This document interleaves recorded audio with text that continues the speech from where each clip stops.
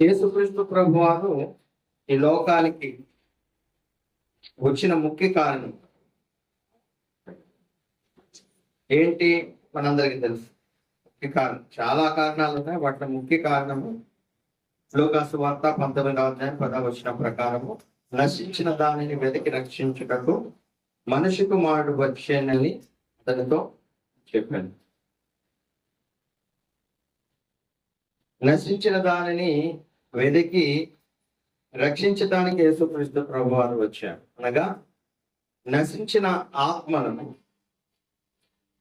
పాపములో ఉన్నటువంటి వారికి విడుదలిచ్చి వారి ఆత్మలను రక్షించడానికి యేసుక్రీస్తు ప్రభువారు ఈ లోకానికి వచ్చాడు. వచ్చి ఆయన పనిని నెరవేర్చి ఆ పనిని ఆయన మిస్టికల్ బాడీ, అంటే ఇక్కడ ఉన్నటువంటి శరీరం, క్రీస్తు యొక్క శరీరముకు ఆ పని అప్పగించాడు. ఇక్కడ భూమి మీద ఉన్న యేసుక్రీస్తు శరీరం ఏంటి అంటే మనందరికీ తెలుసు, సంఘము. ఇక్కడున్న సంఘమే యేసుక్రీస్తు యొక్క శరీరం. ఆయనైతే పరలోకంలో ఉన్నప్పటికీ కూడా ఆయన పని ఇక్కడ ఉన్నటువంటి సంఘము ద్వారా ఆయన చేస్తూ ఉన్నాడు. కాబట్టి ఆయన ఏదైతే విడిచిపెట్టి వెళ్ళాడో ఆ పనిని ఆయన శరీర రూపంలో ఉన్న సంఘము భూమి మీద కొనసాగించాలి. ఆయన వచ్చిన ముఖ్యమైన పని ఏంటంటే నశించిన ఆత్మలను రక్షించడం. అదే పని సంఘానికి అయినప్పుడు సంఘంలో ఉన్నటువంటి వారి పని కూడా ఆత్మలను రక్షించడం. ప్రైమరీ గోల్ అంటే సంఘానికి ఉన్నటువంటి ప్రాముఖ్యమైన పని ఏంటంటే ఆత్మలను రక్షించడం. తిమోతికి రాసిన మొదటి పత్రిక 3వ అధ్యాయము 15వ వచనంలో ఆ సంఘము సత్యమునకు స్తంభమును ఆధారమునై ఉన్నది. అంటే సత్యాన్ని స్థాపించాలంటే దానికి మూలము సంఘమే. సంఘము ఉంటేనే ఈ లోకంలో సత్యము స్థాపించబడుతుంది. సత్యం అంటే ఆయన వాక్యమే. ఆయన వాక్యమే ఒక మనిషిని రక్షణలోనికి నడిపిస్తుంది. ఆత్మను రక్షించడానికి వాక్యము ముఖ్యము. వినుట వలన విశ్వాసము కలుగును. ఆ వినేది ఎవరి మాటలంటే యేసుక్రీస్తు ప్రభువారి యొక్క మాటలు. ఇక్కడ సంఘానికి క్రీస్తు ప్రభువారి యొక్క పని అప్పగింపబడింది. ఆ పని ఆత్మను రక్షించే పని. కనుకనే సంఘాన్ని భూమి మీద సత్యానికి స్తంభమును ఆధారమై ఉన్నదని సంఘాన్ని గురించి మాట్లాడుతున్నాడు. సంఘము ప్రారంభమైన దినాలలో సంఘం అదే పని చేస్తుంది. మీరు అపోస్తల కార్యాలు 2వ అధ్యాయము 47వ వచనంలో చూస్తే, ఆనందముతోనూ నిష్కపటమైన హృదయముతోనూ ఆహారము పుచ్చుకొనుచుండిరి, మరియు ప్రభువు రక్షణ పొందుచున్న వారిని అనుదినము వారితో చేర్చుచుండెను. ఎవరితో అంటే సంఘముతో. ఎవరైతే కొత్తగా రక్షణ పొందుతున్నారో, ఎవరైతే నూతనంగా యేసుక్రీస్తును సొంత రక్షకుడిగా అంగీకరించి తమ రక్షణ కొరకు బాప్తిస్మము పొందుతున్నారో వారందరినీ అనుదినము దేవుడు సంఘముతో చేర్చుచున్నాడు. ఆ రోజుల్లో ప్రతిరోజు కూడా అనుదినము కూడా సంఘములో వ్యక్తులు చేర్చబడుతూనే ఉన్నారు.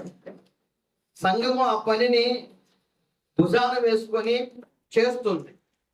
అపోస్తల కార్యం 16వ అధ్యాయము 5వ వచనంలో, గనుక సంఘములు విశ్వాసమందు స్థిరపడి అనుదినము లెక్కకు విస్తరించుచుండెను. అనుదినము, ఎవ్రీడే, ప్రతిరోజు సంఘము లెక్కకు విస్తరించుచూ ఉండెను. ఈ విషయాలను బట్టి మీరు అర్థం చేసుకోవాల్సిన ఏంటంటే, ఏ ప్రాముఖ్యమైన పని కొరకు యేసుక్రీస్తు ప్రభువారు ఈ లోకానికి వచ్చి ఆయన పనిని నెరవేర్చి ఆ పనిని సంఘానికి అప్పగించాడో, ఆ అప్పగించినటువంటి పనిని సంఘము కష్టమైన, శ్రమలైనా, ఇబ్బంది అయినా, ఏమి ఎదురైనా ఆ పనిని కొనసాగిస్తూ వచ్చారు. ఈ భూమి మీద సత్యము స్థాపించబడటానికి సంఘము ఒక స్తంభములాగా ఆధారమైపోయి పనిచేశారు. కాబట్టి మొదటి శతాబ్దంలో క్రీస్తు ప్రభు వారి యొక్క సంఘము లెక్కకు విస్తరిస్తూ వచ్చింది. ఒక ఆయన అంటాడు, when a congregation stops winning souls, it loses the primary purpose for existence అంటాడు. సంఘాలు ఎప్పుడైతే వారికి ఇవ్వబడిన ప్రాథమికమైన పని ఏంటి, ఆత్మలను రక్షించడము అనే పనిని ఎప్పుడైతే సంఘం ఆపేస్తుందో అప్పుడు ఆ సంఘాలు ఉనికిలో లేకుండా పోతాయి. మళ్ళా గుర్తుపెట్టుకోండి, ఎప్పుడైతే ప్రాముఖ్యమైన పని అయినటువంటి ఆత్మలను రక్షించాలి అనేటువంటి పనిని ఎప్పుడైతే సంఘాలు మర్చిపోతాయో అప్పుడు ఆ సంఘాలు ఉనికిలో లేకుండా పోతాయి. ఒకవేళ ఉనికిలో ఉన్నా కానీ ప్రకటన గ్రంథంలో కొన్ని సంఘాల గురించి ప్రభు చెప్తున్నాడు, నీవు జీవించుచున్నావన్న పేరు మాత్రమే ఉన్నది కానీ మృతుడవు. నీవు చల్లగా అయినా లేవు, వెచ్చగా అయినా లేవు, నిలువెచ్చగా ఉన్నావు, కాబట్టి నా నోట ఉమ్మివేయ ఉద్దేశించుచున్నాను అంటాడు. కేవలము పేరుకు మాత్రమే సంఘాలు ఉంటాయే గాని అవి ప్రభు దృష్టిలో ఎగ్జిస్టెన్స్ లో ఉండవు. పేరుకుంటాయి, maybe they have thousands of people అయి ఉండొచ్చు అక్కడ సంఘంలో, కానీ ఆత్మను రక్షించాలి అనేటువంటి ఆ ప్రైమరీ గోల్ ఎప్పుడైతే సంఘాలు మర్చిపోతాయో అప్పుడు ఆ సంఘాలు దేవుడి దృష్టిలో లేనట్టే. కనుక పౌలు ఏమంటాడంటే, అందరూ తమ సొంత కార్యములే చూసుకుంటారు కానీ ప్రభు కార్యము చూడరు అని పౌలు మాట్లాడుతూ ఉన్నాడు. అలాగూ ప్రతి వారు కూడా తమ సొంత కార్యాలను మునిగి తేలుతా ఉంటే ఇంకా ప్రభు పని ఎవరు చేస్తారు? సువార్థికులు ఒక్కళ్ళే కాదు, సంఘానికి ఆ బాధ్యత ఉంది. ప్రతి వారు సొంత పనులు చేసుకుంటారు, అవును వాస్తవమే, చేసుకోవాలి. కుటుంబం ఉంటుంది, పోషించుకోవాలి. కానీ ముఖ్యమైన పని దాని మీద ముఖ్యమైన పని ఏంటంటే ప్రభు యొక్క రక్షణ సువార్తను ప్రకటించడం. ఒక దైవజనుడు ఇలా అంటున్నాడు, చాలా మంది పుస్తకాలను చదవటానికి రాయటానికి సమయాన్ని కేటాయిస్తున్నారే కానీ ఆత్మను రక్షించడానికి వారికి సమయం లేదు అంటాడు. అవును, చాలా మంది అనేక పుస్తకాలు రచిస్తే వాళ్ళు ఉన్నారు, అలాగే చదువుతూ కాలాన్ని గడిపే వాళ్ళు ఉన్నారు, కానీ యాక్టివ్గా దిగి రంగంలోనికి అనగా ఈ ఫీల్డ్లోనికి, గాస్పల్ ఫీల్డ్లోకి దిగి పని చేసేటువంటి వాళ్ళు చాలా తక్కువగా ఉన్నారు. సామెతల గ్రంథం 11వ అధ్యాయం 30వ వచనంలో, నీతిమంతులు ఇచ్చు ఫలము జీవ వృక్షము, జ్ఞానము గలవారు ఇతరులను రక్షించరు. జ్ఞానం కలిగిన వారు ఇతరులను రక్షిస్తారు అని బైబిల్ సెలవిస్తుంది. ఆత్మ సంబంధమైన క్రైస్తవ జ్ఞానం కలిగినటువంటి వారు ఇతరులను రక్షిస్తారు. దానియేలు గ్రంథం 12వ అధ్యాయము 3వ వచనం, బుద్ధిమంతులైతే ఆకాశ మండలములోని జ్యోతులను పోలిన వారే ప్రకాశించెదరు. నీతి మార్గమును అనుసరించి నడుచుకున్నట్లు ఎవరు అనేకులను త్రిప్పుదురో. నీతి మార్గమును అనుసరించి నడుచుకున్నట్లు ఎవరు అనేకులను తిప్పుదురో వారు నక్షత్రముల వలె నిరంతరమును ప్రకాశించెదరు. నీతి మార్గములో నడవటానికి మనుషులను ప్రేరేపించారు. ఇప్పుడు మీరు నడిచే మార్గం సరైనది కాదు, ఇప్పుడు మీరు నడిచేటువంటి మార్గము దైవికమైనది కాదు. దానిని మీరు ఎలాగైనా విడిచిపెట్టి నీతి మార్గంలోనికి రావాలి అని మనుషులను ప్రేరేపిస్తూ ఆ పని చేసేటువంటి వారు ఆకాశ మండలములోని జ్యోతులను పోలిన వారై ప్రకాశిస్తారు. నక్షత్రముల వలె నిరంతరము ప్రకాశిస్తారు అని గ్రంథం చదువుతుంది. ఇంకా ఎందుకింత ప్రాముఖ్యము ఎందుకు ఇంత అర్జెన్సీ? సువార్త ప్రకటించాలి, అవసరమైతే సొంత కార్యాలను విడిచిపెట్టైనా ప్రభు పని చేయాలి. ప్రతి వాడు తన సొంత కార్యాలే చూసుకుంటున్నాడే కానీ ప్రభు కార్యాలు చూడరు అని ఎందుకు మాట్లాడుతున్నాడంటే, ఈ నెసెసిటీ ఏంటంటే బైబిల్ చెప్తుంది మత్తయి సువార్తలో కోత విస్తారముగా ఉంది. మత్తయి 9:36, 37, 38 వచనాల్లో ఆయన సమూహములను చూచి వారు కాపురు లేని గొర్రెల వలె విసిగి చెదిరి ఉన్నందున వారి మీద కనికరపడి కోత విస్తారమే గాని పనివారు కొద్దిగా ఉన్నారు. పనివారు కొద్దిగా ఉన్నారు.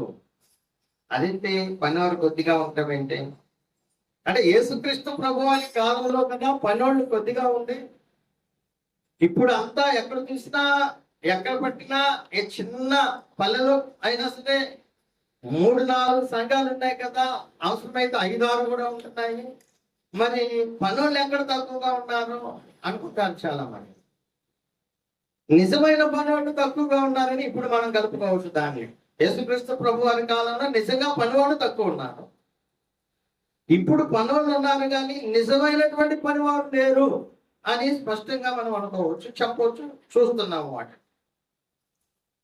నిజమైన పనివాళ్ళు, సత్యం కొరకు పోరాడేవాళ్ళు, సత్యాన్ని తెలుసుకొని సత్యాన్నే ప్రకటించేవాళ్ళు, ఉన్నది ఉన్నట్లుగా బోధించేవారు, మనుషులను సంతోష పెట్టకుండా హృదయాలను పరీక్షించు దేవుణ్ణి మాత్రమే సంతోష పెట్టేటట్లు బోధించేటువంటి వారు. స్వలాభాపేక్షతో కాక అది డబ్బు కానీ లేకపోతే పరపతి కానీ పేరు కోసం ప్రకటించేవాడు కాదు. నిజంగా అపోస్తలులు మొదటి శతాబ్దంలో ఉన్న క్రైస్తవులు ఏ విధంగా ప్రకటించారో అటువంటి పనులు ఇప్పుడు చాలా తక్కువగా ఉన్నాయి. కానీ కోత మాత్రము విస్తారంగా ఉంది. యేసుక్రీస్తు ప్రభు వారు యోహాను సువార్త 4:35 వచ్చిన ఒక మాట అంటాడు, ఇక 4 నెలలైన తర్వాత కోత కాలము వచ్చినని మీరు చెప్పుదురు కదా. ఇదిగో మీ కనులెత్తి పొలములను చూడండి, అవి ఇప్పుడే తెల్లబారి కోతకు వచ్చి ఉండవని మీతో చెప్పుచున్నాను. యేసుక్రీస్తు ప్రభు వారు తన శిష్యులతో చెబుతున్నప్పుడు మామూలు కోత గురించి అనుకోని ఉండవచ్చు, కానీ అది మామూలు కోతను గురించి కాదు ఆయన చెప్పడము. నిజమే, వాళ్ళ ముందు మామూలుగా గోధుమ పంట ఏదో ఉండొచ్చు, అది తెల్లబారింది, కోతకు సిద్ధంగా ఉంది. అటువంటి దాన్ని అంటే వాళ్ళు చూస్తున్నది అనుకుంటున్నారు. కానీ ప్రభు వారు చెప్తుంది ఏంటంటే ఆత్మలను గురించి మాట్లాడుతున్నాడు ఆయన. కోత కోయటానికి ఆత్మలు సిద్ధంగా ఉన్నాయి, పని చేయాలి, ప్రభు కొరకు ఆత్మను సంపాదించాలి అనేటువంటి ఉద్దేశంతో యేసుక్రీస్తు ప్రభు వారు ఆ మాట మాట్లాడుతున్నారు. కొంతమందికి ఈ విషయంలో ఒక ఆలోచన ఉందండి. ప్రభు పని విషయంలో వాళ్ళు ఎలా ఉన్నారంటే ఈ విధంగా అంటారు, ఇదేం మంచి కాదండి, ఇదేం మనకే మేలు చేసే పని కాదు, ఇది మనకే వ్యక్తిగతంగా మేలు చేసే పని కాదు, ఎవరు ఇంట్రెస్ట్ గా లేదు, ఎవరికో పట్టుంది నాకెందుకు. కొంతమంది అలా ఉన్నా, దీనివల్ల నాకేమీ ఒరిగేది లేదు, మిగతా వాళ్ళందరికీ ఇంట్రెస్ట్ లేకపోతే నేనెందుకు ఇంట్రెస్ట్తో చేయాలి అనేటువంటి ఆలోచనలతో చాలా మంది వెనకంజ వేస్తున్నారు. ఒక ఆయన ఒక విషయాన్ని ఈ విధంగా నిజంగా జరిగిన విషయాన్ని నేను ఇంతకు ముందు కూడా చెప్పాను, మళ్ళా చెప్తున్నాను. మేబీ ఒక దేశము, అది మేబీ యూరప్ కంట్రీ నుంచి ఆఫ్రికాకు షూ కంపెనీ వాళ్ళు అక్కడ షూస్ సేల్స్ చేయడానికి 2 వ్యక్తులను పంపించారు. ఆ 2 వ్యక్తులు వెళ్ళి అక్కడ సేల్స్ కు అనుకూలంగా ఉందా లేదా అని వాళ్ళు వెళ్ళి నివేదిక మళ్ళా కంపెనీకి పంపేవారు. వాళ్ళలో ఒక వ్యక్తి ఈ విధంగా రాశాడు, ఆఫ్రికాలో ఎవరు చెప్పులు ఉపయోగించట్లా, అందరూ అంత ఉపయోగించేవాళ్ళు కాదు, పొట్టి పాదాల మీద నడుస్తున్నారు కాబట్టి ఇక్కడ మన చెప్పుల కంపెనీ పనికిరాదు అని. మరొక ఆయన ఏమి నివేదిక పంపించాడంటే, ఆఫ్రికాలో అందరూ చెప్పులు లేకుండా తిరుగుతున్నారు, ఇక్కడ మన చెప్పుల కంపెనీ ఎక్కువగా పనిచేస్తుంది. ఎందుకు? ఇక్కడ చెప్పుల అమ్మకం బాగా జరుగుతుంది. ఎందుకంటే ఎవరికి చెప్పులు లేదు. చూడండి, ఇద్దరి యాటిట్యూడ్ చూడండి. ఒక ఆయన ఏమన్నాడంటే ఎవరికి చెప్పులు లేవు కాబట్టి వీళ్ళు చెప్పులు వాడరు, మన కంపెనీ ఇక్కడ పని చేయదు. మరొక ఆయన వైఖరి ఏమనుందంటే ఇక్కడ చెప్పులు ఎవరికీ లేవు కానీ ఇక్కడ మన కంపెనీని తీసుకొస్తే ఇక్కడ వ్యాపారం చాలా గొప్పగా జరుగుతుంది అని చెప్పాడు. కాబట్టి మనుషుల యొక్క వైఖరి, స్వార్థ పని ఎంత ముఖ్యమో మనం తెలిసింది. అంటే ఆత్మను రక్షించడం ఎంత ముఖ్యమో, ఆ ఆత్మను రక్షించేటువంటి విషయంలో మన వైఖరి కూడా అంత ముఖ్యమే. సొంత పనులు ఇంకా రకరకాలు ఉంటాయి, అవన్నీ కాకుండా లేకపోతే దానికోసం ఏదో ఒక వంకలు చెప్పకుండా ఈ పని నేను చెయ్యాలి అని పాజిటివ్ వైఖరితో ఎవరైతే ముందు పనిలో దిగుతారో అప్పుడు సువార్త పని బలంగా జరుగుతుంది. అంతేకాదు, ఎందుకు ఇది అర్జెన్సీ అంటే, ఆత్మను రక్షించే పని ఎందుకు ఇంత అర్జెన్సీగా ఉందంటే, ఎందుకు ఇంత తొందరగా చెయ్యాలి అని అంటే, ఒకని యొక్క ఆత్మ దేవుని దృష్టిలో చాలా విలువతో కూడుతుంది. ఒక మనిషి యొక్క జీవితము దేవుని దృష్టికి చాలా విలువైంది. నేను ఒక్కొక్కసారి ఆలోచిస్తాను,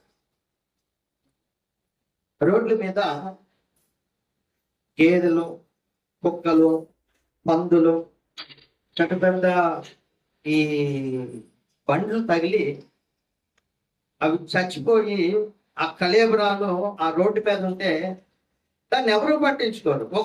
ఒక్కొక్క లారీ వాహనము వాటిని తొక్కించుకుంటూ పోతుంది. అదే ఒక మనిషి పడితే, ఒక మనిషి అదే స్థానంలో ఒక రోడ్డు మీద పడ్డాడు అనుకోండి, ఏదైనా కుదిరితే ఎవరు పట్టించుకోకుండా దాన్ని అలాగే తొక్కుకుంటా పోతారు? ఖచ్చితంగా పోను. ఎందుకంటే ఒక మనిషికి ఉన్న విలువ అందరికీ తెలుసు. అతడు ఎవరు, ఈవెన్ అతన్ని తీసుకొని పోతే ఎవరు రాకపోతే హాస్పిటల్లో ఉంచుతారు, పోలీసులు వెయిట్ చేస్తారు, ప్రకటనలు ఇస్తారు, అతడు ఎవరు తెలిసిందాకా ఎంక్వైరీ చేస్తారు, అప్పుడు దాకా బాక్స్లో ఉంచుతారు. ఏమది ఆలోచన చేయండి. ఒక జంతువుకి మనిషికి ఎంత విలువలో మనం భూమి మీద చూస్తున్నాం. కాబట్టి మనిషి యొక్క ఆత్మ అంతకంటే విలువైంది దేవుని దృష్టిలో.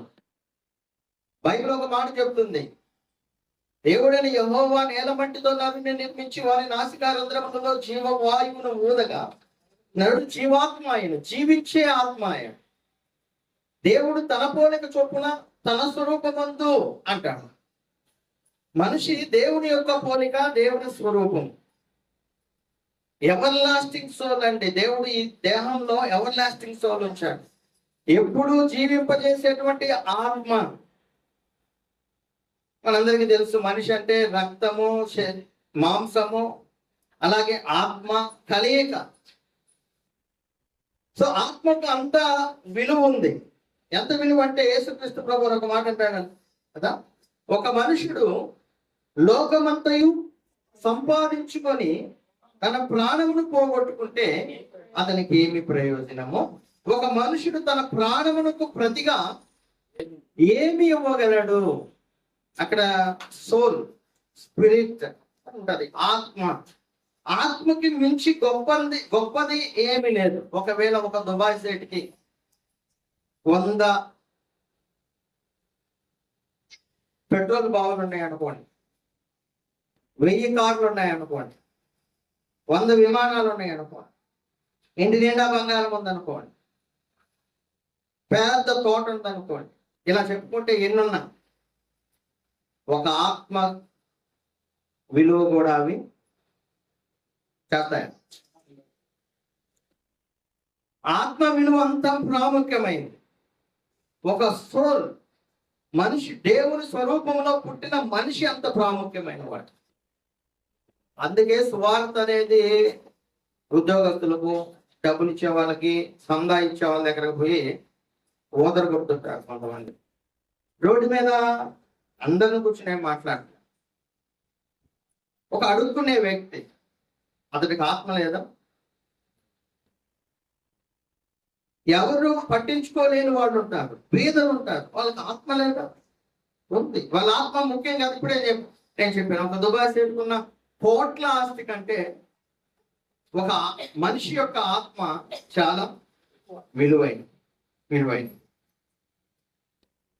ఎందుకు ఇంకా ఇది విలువైందంటే, దేవుని కుమారుడు దేవునితో సమానంగా ఉండుట విడిచిపెట్టకూడని భాగ్యమని ఎంచుకోవాలి. దేవునితో సమానంగా ఉండే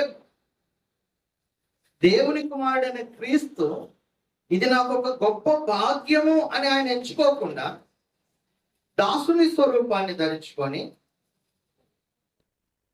సేవకుడిగా వచ్చి తను తాను రిక్తునిగా చేసుకొని శిలువ మరణం పొందేంత వరకు తను తాను తగ్గించుకున్నాడు. దేవుని కుమారుడు, దేవునితో సమానంగా ఉన్న ఆయన తన ప్రాణాన్ని విమోచన క్రయధనంగా చెల్లించాడు. దేని కొరకు? ఆత్మరక్షణ కొరకు. మనుషుని యొక్క ఆత్మ రక్షణ కొరకు దేవుని కుమారుడు దేవుడితో సమానంగా ఉన్న ఆయన తన ప్రాణాన్ని, తన రక్తాన్ని క్రయధనంగా ఇచ్చుకున్నాడంటే అది ఎంత విలువైంది ఆత్మ రక్షణ అనేది. కాబట్టి ఆలోచన చేయండి.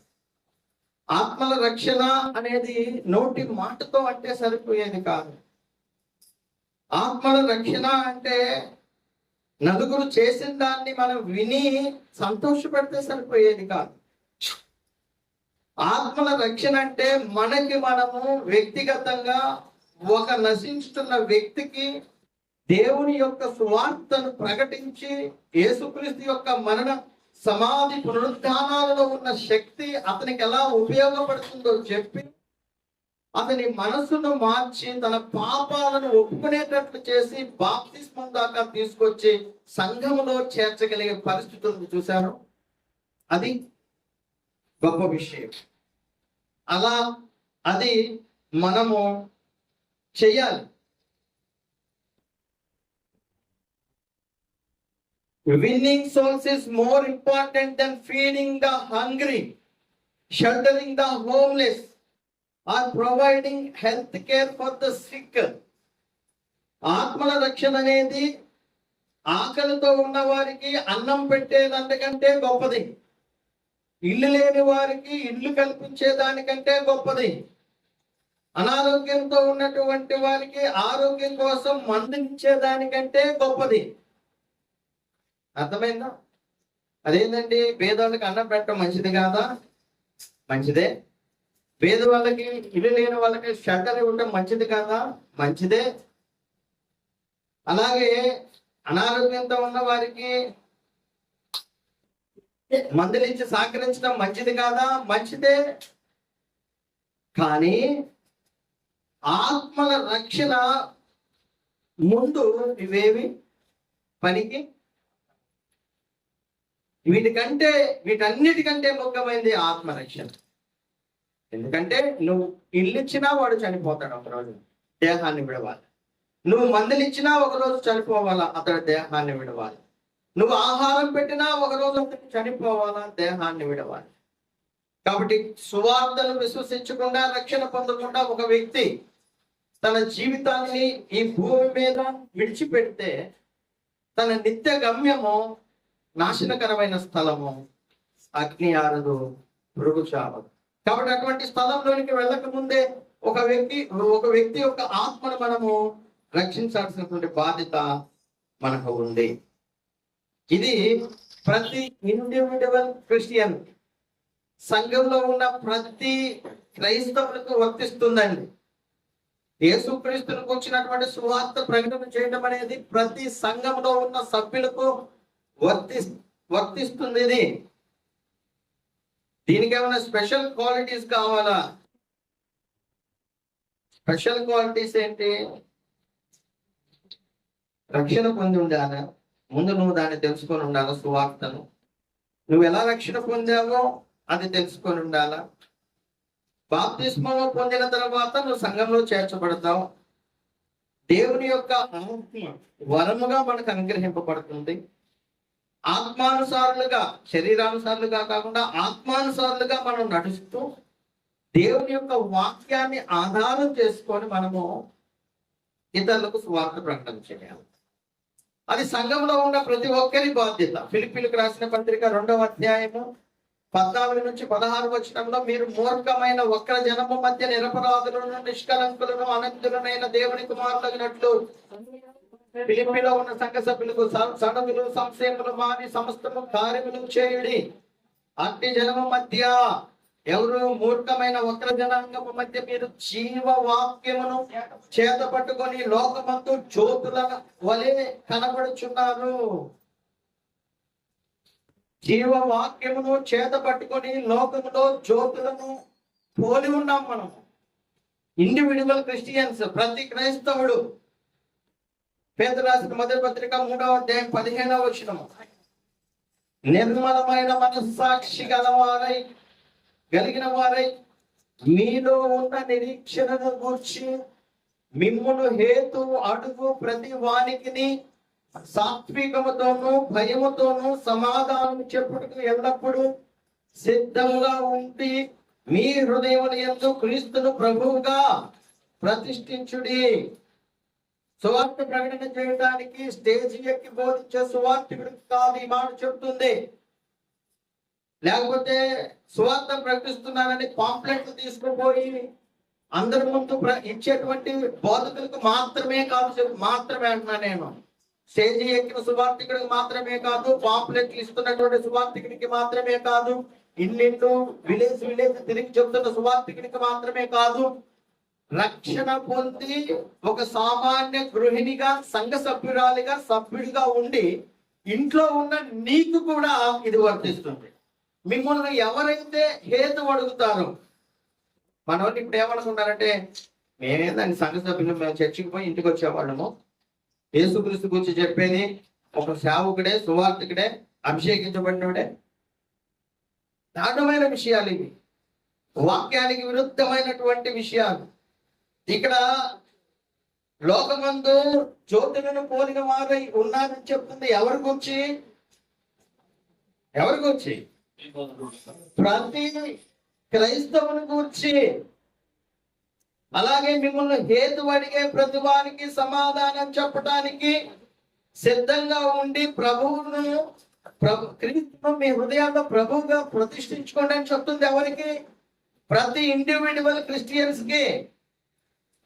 అలాగే 1 దశలోనిగా 5వ అధ్యాయం 14వ వచనంలో, సహోదరులారా మేము మీకు బోధించినది ఏమనగా అక్రమముగా నడుచుకుని వారికి బుద్ధి చెప్పుడి, ధైర్యము చెడిన వారిని ధైర్యపరచుడి, బలహీనులకు ఓతనీయుడి, అందరి దేవుని శాంతం గల వారయుండుడి. బుద్ధి చెప్పే పని ఎవరిది? స్థానిక సంఘంలో ఒకరికొకరిది, సంఘ సభ్యులది. అది సువార్తికుడి పని. అఫ్కోర్స్ సువార్తికుడు కూడా చేయాల్సిందే. అంత మాత్రాన సంఘ సభ్యుని చేయకూడదనే? చేయాలి.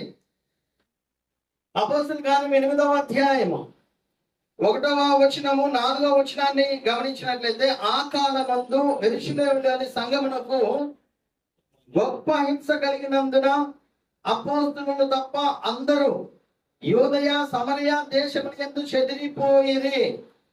4వ వచనం, కాబట్టి చెదిరిపోయిన వారు సువార్త వాక్యమును ప్రకటించుచు సంచారము చేసిరి.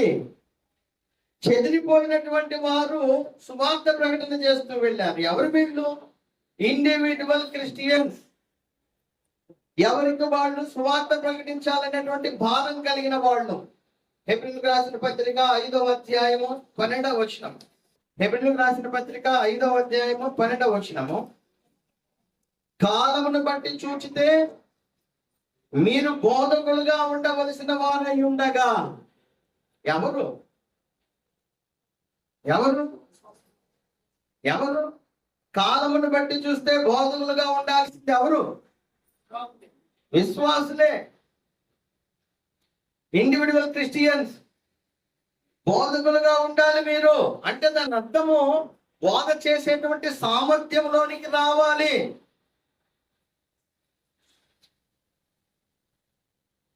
ఇంత స్పష్టంగా మనకు లేఖనాలు చెప్తుంటే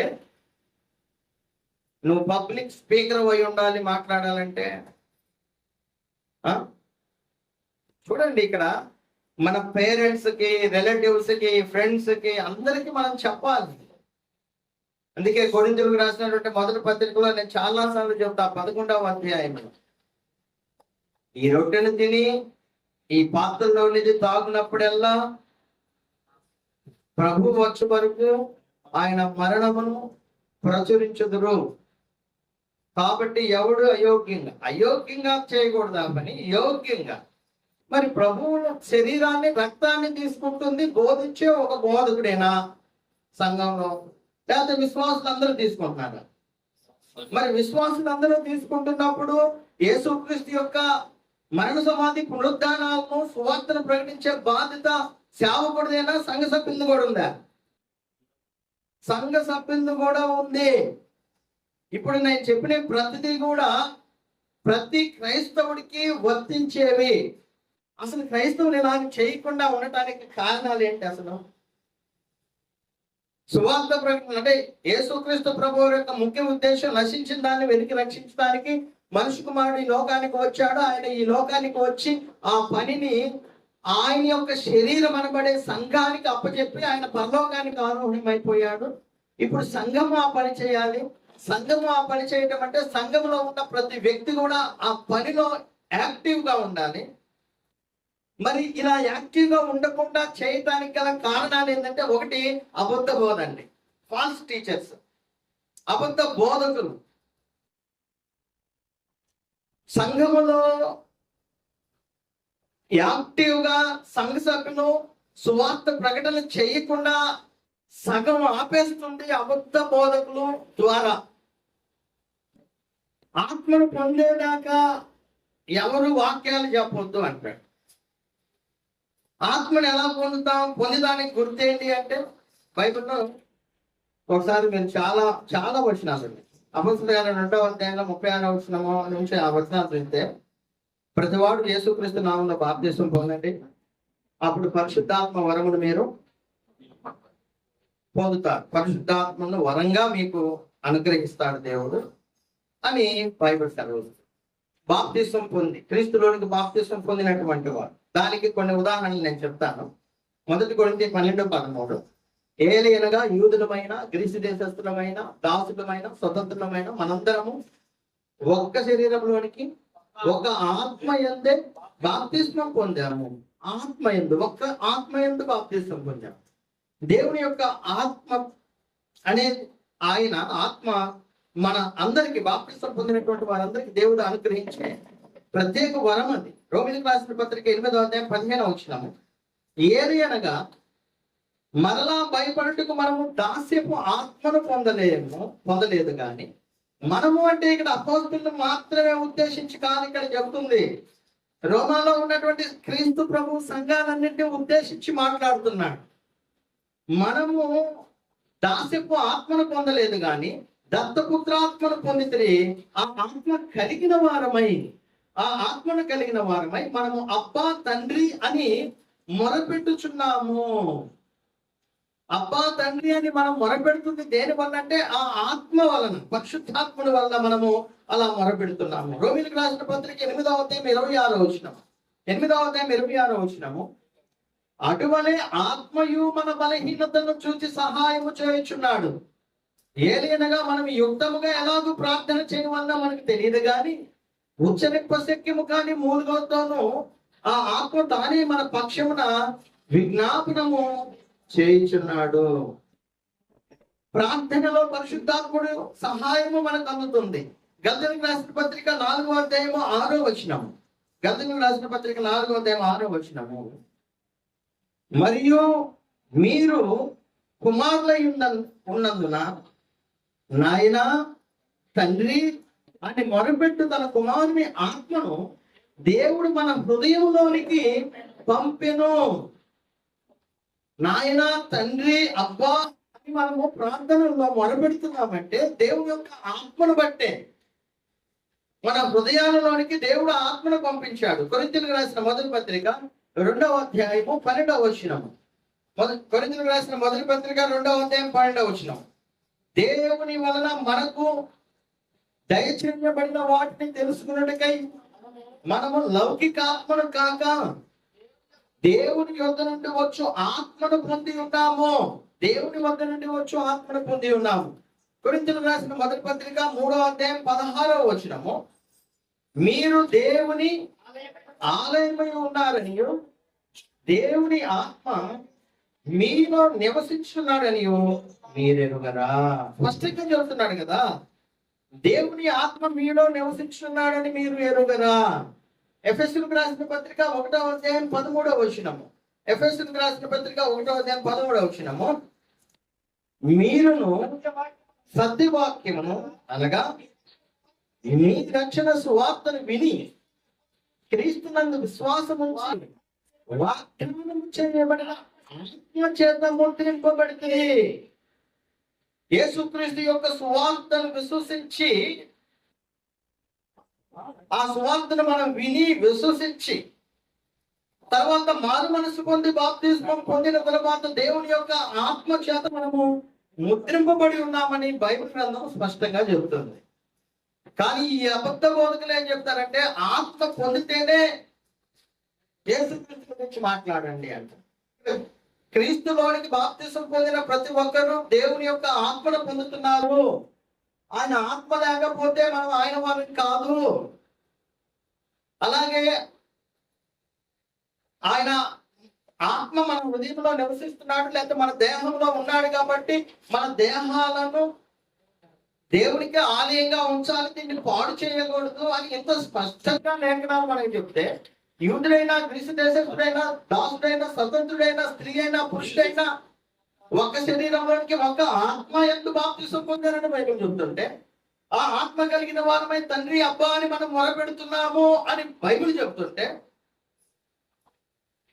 అట్లా కాదు ఆత్మను పొందాలి అంటే వీళ్ళ ఉద్దేశం ఏంటంటే ఇంకా ఆత్మను పొందాలంట. వీళ్ళ ఉద్దేశం ఇంకా ఆత్మను పొందడం అంటే ఏంటంటే భాషలు మాట్లాడాలి, అద్భుతాలు చేయాలి, రోగుల స్వస్థపరచాలి.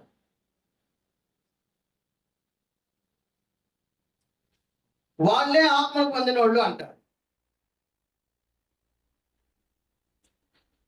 బైబిల్ స్పష్టంగా చూస్తే అపోస్తులకు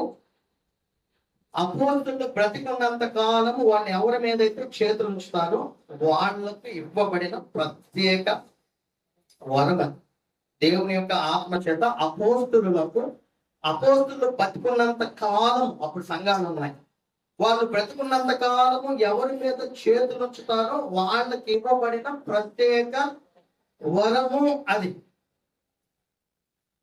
మనమేమి అద్భుతాలు జరగవట్లా, సూచక్రియలు జరగలేదంటలా, మహత్కార్యాలు లేవంటలా, భాషలు అంటే లేని కాదండి ఉన్నవే, అద్భుతంగా వేరే దేశ భాషలు మాటలు లేవు, మాట్లాడలేరు అంటలా, అవన్నీ మాట్లాడారు.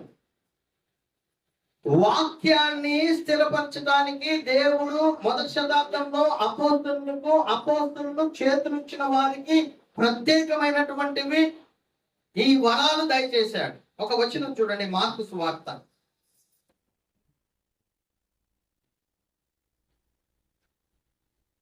16వ అధ్యాయం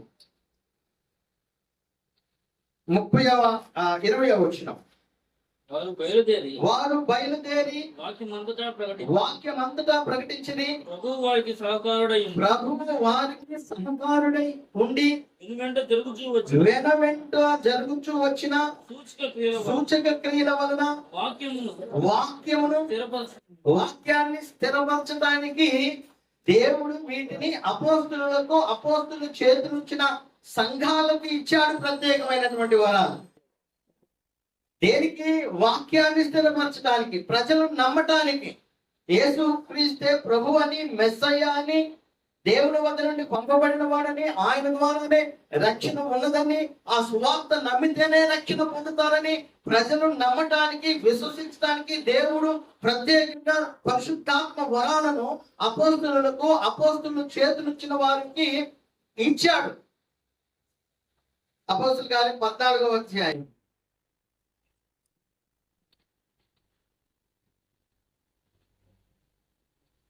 3వ వచనం. కాబట్టి వారు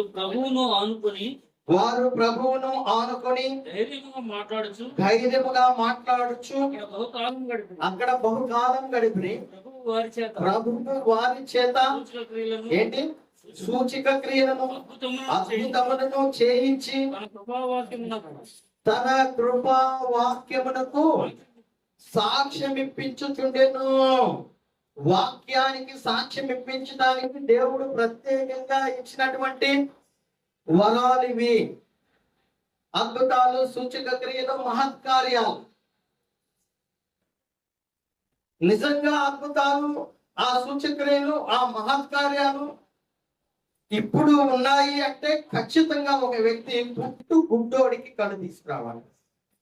ఎవరైతే నాకు ఈ ఆత్మ ఉంది, ఇదే ఆత్మ అందరికీ ఉంటేనే స్టేజ్లకి ఎక్కాలి అన్న వాళ్ళు ఎవరైతే ఉన్నారో వాటి ఇప్పుడు ఏం చేయాలంటే పుట్టు గుడ్డోళ్ళకి, అపోస్తులు చేస్తుంది అదే కదా, గుడ్డి వారికి చూపునివ్వాలి.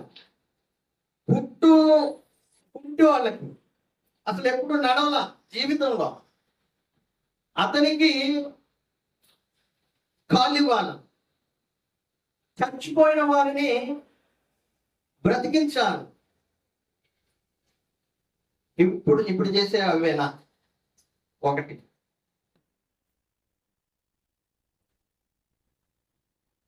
ఇంకొకటి ఏంటంటే ఆత్మ వచ్చిన వారే ప్రకటించాలని ఏ సంఘంలో అయితే 100 మంది ముందు వాక్యాలు బోధిస్తున్నారో, ఇదిగో దానికోసం ఆత్మ కలిగి ఉంటే అద్భుతాలు చేస్తారు, మహత్కార్యాలు చేస్తారు, సూచక్రియలు చేస్తారు అని ఎవరైతే చెబుతున్నారో, మరి వాళ్ళు పనిచేసే స్థానిక సంఘంలో సభ్యులు ఉంటారు కదా, మరి వాళ్ళు కూడా ఏం చేయాలా? వాళ్ళు కూడా ఏం చేయాలి? వాళ్ళ ఆత్మని పొందిన వాళ్ళైతే ఇక్కడ నిల్చున్నాయని ఏం చేస్తున్నాడో వాళ్ళు కూడా అదే చేయాలి. అది చేయలేదంటే వాళ్ళకు వాళ్ళ భాషలో నేను చెప్తున్నా, ఆ కింద కూర్చున్న వాళ్ళకి ఏం లేనట్టు, ఆత్మ లేనట్టు. మరి నువ్వు చేసే పరిచయం ఏంది? నువ్వు చేసే పరిచయం ఏంది? వీళ్ళు ఏంటంటే తన వ్యక్తిగతమైనటువంటి వారి యొక్క గొప్పతనాలను ప్రదర్శించడానికి మిగతా ఉన్నటువంటి వాళ్ళందరూ, మిగతా మీరందరూ పొందాలంటారు, పొందిన వాళ్ళే వాక్యం చెప్పాలంటారు.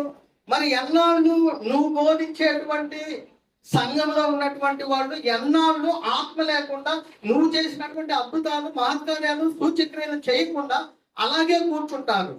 ఎన్నాళ్ళు అంటే వాళ్ళకి ఆత్మ లేదనే కదా. మరి నీ పరిచయం ఎంతవరకు ఫలించింది? పెద్ద బోధకులే సత్యాన్ని వక్రంగా తిప్పేస్తూ దేవుని యొక్క వాక్యాన్ని, అసలు ఆత్మ లేని వాళ్ళు ఎవడో తెలుసా? యోధా పత్రిక చూడండి ఒకసారి, 18వ వచనం, 18, 19.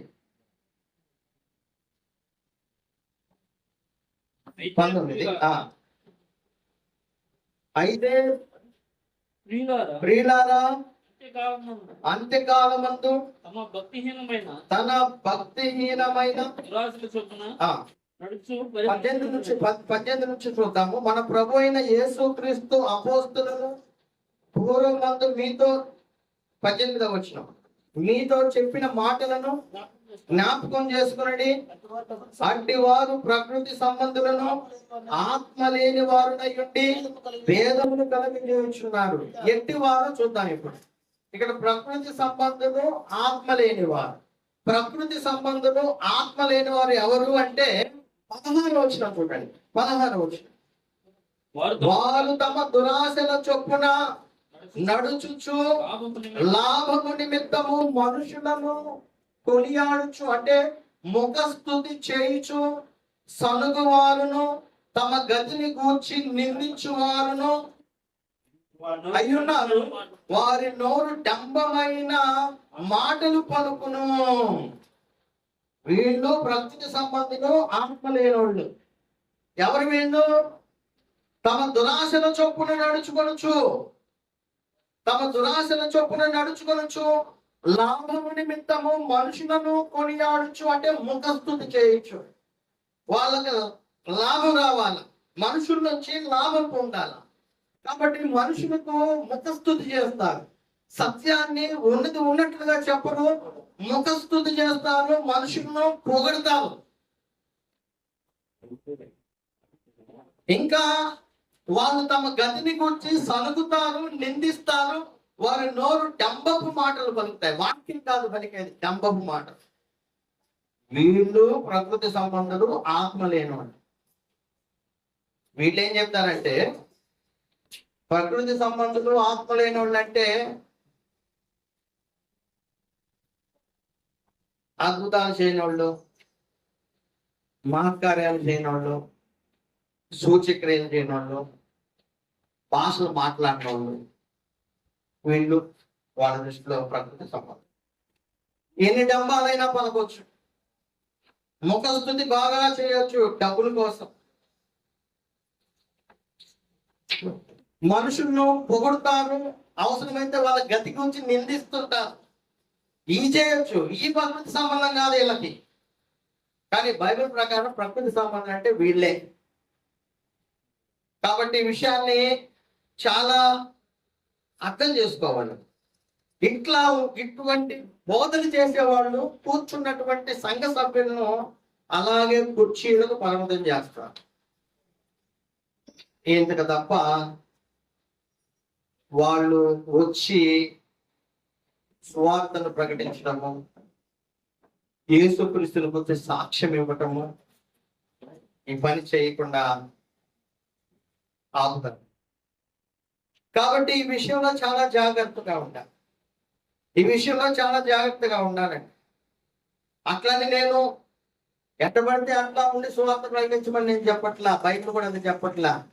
ఒక మాట ఉంది, మీలో అనేకులు బోధకులుగా కావద్దు, కఠినమైన తీర్పు ఉంటుంది. ప్రకటించాలి, కానీ ప్రాపర్ వేలో ప్రభు చెప్పినట్లు ప్రవర్తిస్తూ, ఆయన ఆజ్ఞల ప్రకారం నడుస్తూ, నీతిగా, పరిశుద్ధంగా, యథార్థంగా, దేవుని ఆత్మతో, ఆత్మను అనుసరించి ఆత్మానుసారులుగా నడుస్తూ సువార్తను ప్రకటన చేయాలి. ఇది మాత్రం గుర్తుపెట్టుకో. ఇది నేను చెప్పకపోతే మళ్ళీ కౌంటర్లు వేస్తాను. ఇది చేస్తూనే సువార్తను ప్రకటన చేయాలి. ముగింపులోకి వెళ్తా, నేను సమయం లేదు కాబట్టి. ఆ తర్వాత ఈ పనిని చేయడానికి ఆటంకాలు మరొకటి ఏంటంటే, మొదట మనం చూసిన ఎవరు అబద్ధ బోధకులు, అబద్ధ బోధలు చేయకుండా చేస్తారు స్వార్థ పనిచేయడం. తర్వాత భయము. కొంతమందిని భయపడుతూ ఉంటారు. నిజంగా వీళ్ళ బోధలు ఏంటే ఎవడు లేకూడదు. అసలు సచ్చిందా అని కూర్చొని వింటాం తప్ప ఎవరు యేసుక్రీస్తు యొక్క వాక్యాన్ని ఇతరులతో పంచుకునే అవకాశమే లేదు. అసలు అపోస్తులు అసలు ఆ మాటలే చెప్పలేకపోతే మమ్మల్ని జాగ్రత్తగా ఆలోచించారు. భయం ఇంకొక కారణము భయం. బైబిల్లో ఫిలిప్పీయులకు రాసిన పత్రిక 1వ అధ్యాయము, బైబిల్లో సువార్త ప్రకటన చేసిన ప్రతి వాళ్ళు కూడా ధైర్యంతో ఆ పని చేశారు. అంటే వ్యక్తిగతంగా వాళ్ళకి ఒకవేళ వ్యక్తిగత భయాలు ఉండొచ్చు, లేదా బయట నుంచి భయాలు ఉండొచ్చు, శత్రువులు భయాలు ఉండొచ్చు, లేకపోతే వేరే వాళ్ళకి చెప్తే వాళ్ళు ఏమైనా చేస్తారనే భయాలు ఉండొచ్చు. భయాలు రకరకాలు ఉంటాయి. సరే, భయాలు ఎన్ని ఉన్నా కానీ మనం మాత్రం ధైర్యంతో ప్రకటన చేయాలి. ఫిలిప్పీయులకు రాసిన పత్రిక 1వ అధ్యాయం 19. మరియు నేను ఏ విషయంలోనూ సిగ్గుపడక ఎప్పటి వలనే ఇప్పుడును పూర్ణ ధైర్యంతో బోధించడం వలన చాలు. పూర్ణ ధైర్యంతో బోధించాలంటే సిగ్గుపడకూడదు. సిగ్గుపడకూడదు. ఎందుకు సిగ్గుపడతాం? సిగ్గుపడే పనులు చేస్తే సిగ్గుపడచ్చు. చెడు పనులు ఉంటాయి కదా, సిగ్గుపడాల్సిన పనులు. వాటిని చేస్తే ధైర్యంగా బోధించలేం. కాబట్టి పూర్ణ ధైర్యంతో మనం బోధించాలంటే సిగ్గు పడలేని వారిగా ఉండాలి. తెస్సలోనికీయులకు రాసిన మొదటి పత్రిక 2వ అధ్యాయము 2వ వచనం. మొదటి తెస్సలోనిక 2వ అధ్యాయం 2వ వచనం. మీరెరిగినట్టే మేము ఫిలిప్పీలో ముందు శ్రమపడి అవమానము పొంది ఎంతో పోరాటముతో దేవుని సువార్తను మీకు బోధించుటకై మన దేవుని యందు ధైర్యం తెచ్చుకుంటుమి. ఎవరి యందు? దేవుని యందు ధైర్యము. మొదట ఏంటంటే సిగ్గుపడకూడదు. మనం సిగ్గుపడకుండా ధైర్యంగా బోధించాలంటే సిగ్గుపడాల్సిన పనులు చేయకూడదు. తర్వాత దేవుని యందు ధైర్యం తెచ్చుకోవాలి. మన ధైర్యం ఏంటి? మనం ముందుకెళ్తున్నామంటే దేవుడే మనకు ధైర్యం. మనం ఒకరికి చెప్తున్నామంటే మన ధైర్యం ఏంటి? దేవుడే మనకు ధైర్యం. యేసుక్రీస్తు ప్రభువారు చెప్పినటువంటి మాటలను జ్ఞాపకం చేస్తున్న ఆ సమయంలో మీకు ఏం చెప్పాలి, ఏం బోధించాలని మీరు భయపడద్దు. దేవుని యొక్క, నా తండ్రి యొక్క ఆత్మ మీకు సహాయం చేస్తాడని చెప్పినటువంటి దానిని మనం జ్ఞాపకం చేసుకోవాలి. దేవుడే మనకు ధైర్యం. మొదటి తిమోతి 3వ అధ్యాయం 13వ వచనం. మొదటి తిమోతి 3:13. పరిచారకులై ఉండి ఆ పనిని బాగుగా నెరవేర్చిన వారు, పరిచారకుల గురించి మాట్లాడుతున్నారు. It's apply to the preachers also. చూడండి, నెరవేర్చిన వారు మంచి పదవిని సంపాదించుకొని క్రీస్తు యేసునందలి విశ్వాసమందు బహుధైర్యం గలవారు. దేవుని యందు ధైర్యం తెచ్చుకోవాలి. క్రీస్తు యేసునందున్న విశ్వాసముని బట్టి ధైర్యపరచబడాలి. ఫిలిప్పీయులకు రాసిన పత్రిక 1వ అధ్యాయము 8-9 వచనాలు. కావున యుక్తమైన దానిని గూర్చి నీకు ఆజ్ఞాపించుటకు క్రీస్తు నందు నాకు బహు ధైర్యము కలిగి ఉన్నాను. దేన్ని బట్టి? యుక్తమైన దానిని నీకు ఆజ్ఞాపించుటకు. అంటే you should know whatever we are preaching or teaching. మనము ఏం బోధిస్తున్నామో ముందు మనకు అర్థం అవ్వాలి. మనం బోధించేది ఏంటి? యుక్తమైనది. సువార్త యుక్తమైందా కాదా? దేవుని యొక్క వాక్యం యుక్తమైందా కాదా? యుక్తమైనది. అంతెందుకండి, ఒక పల్లెటూరులో రచ్చబండలను ఏవే ఉంటాయి పెద్దలు, వాళ్ళు పెళ్లి విషయాల్లోనూ, దినాల విషయంలోనూ, ఇంకా తంతుల విషయాల్లోనూ వాళ్ళు కూర్చొని కాలు మీద కాలు వేసుకొని మీసం మెల్లేసి చెబుతుంటారు. రే నువ్వు అది చేయి, నువ్వు ఇది చేయి, అది చేయి, ఏది నువ్వు అయితా ఈతా అని ఆజ్ఞాపిస్తారు కదా. వాళ్ళకి ఏంటి, మామూలు చెప్పడానికి వాళ్ళకి అంత ధైర్యంతో చెబుతుంటే యుక్తమైనది సువార్త ఇది. ఇంత యుక్తమైన సువార్తలో దేవుని మాటలు చెప్పడానికి మనకి ఇంకెంత ధైర్యం ఉండాలి? పూర్ణ ధైర్యంతో చెప్పాలి మనము. యుక్తమైంది కాబట్టి దేవుని యొక్క వాక్యము. హెబ్రీయులకు రాసిన పత్రిక 4వ అధ్యాయం. హెబ్రీయులకు రాసిన పత్రిక 4వ అధ్యాయము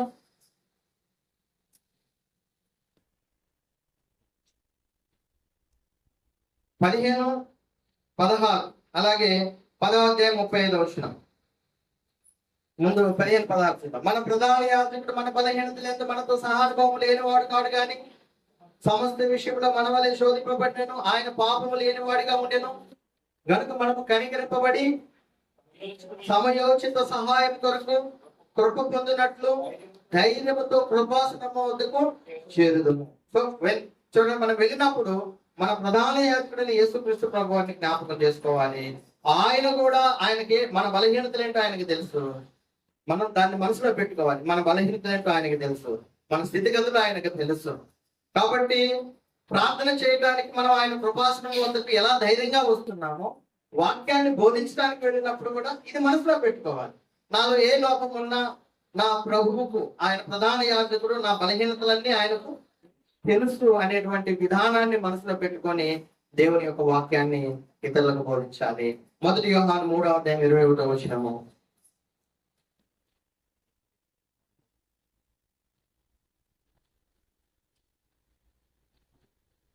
ప్రియులారా, మన హృదయము మన యందు దోషారోపణ చేయని ఎడల దేవుని ఎదుట ధైర్యము గలవారు మగుదము. వాక్యాన్ని బోధించేటప్పుడు ధైర్యంగా బోధించడానికి మరొక కారణం ఏంటంటే మన హృదయము దోషారోపణ మన మీద చేయకుండా ఉండాలి. నువ్వు ఇతరులకు బోధిస్తున్నప్పుడు నీ హృదయం నీ గురించి దోషారోపణ చేయకూడదు.